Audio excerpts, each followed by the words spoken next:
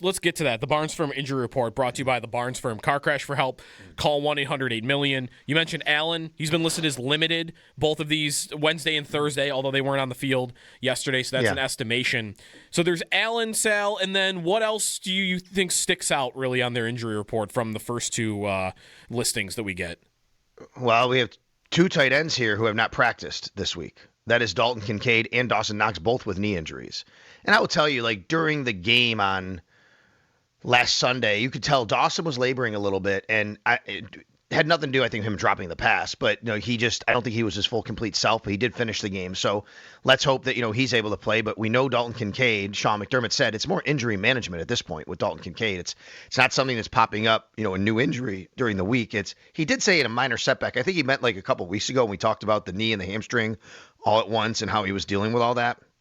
So I think that's notable on the offensive side.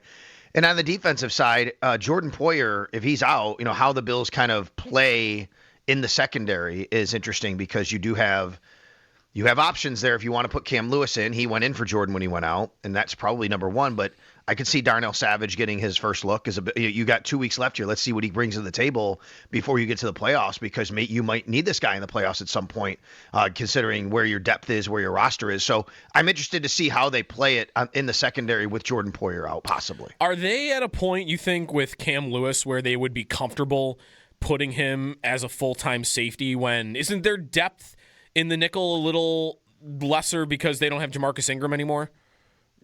Yeah, it's a great point, and I think that might depend on what you think about Darnell Savage. Like, can he? Yeah, he has played some nickel. Is he? I think at the end of the day, the Bills think Cam Lewis is their best option at nickel if Taron Johnson goes out, right? So when you say full-time safety, I mean, if it was long-term, I'm not really sure. I think for a game here, like this week, you might say, look, we're going to put Cam at safety this week because Jordan's coming back next week. Let's get through this game.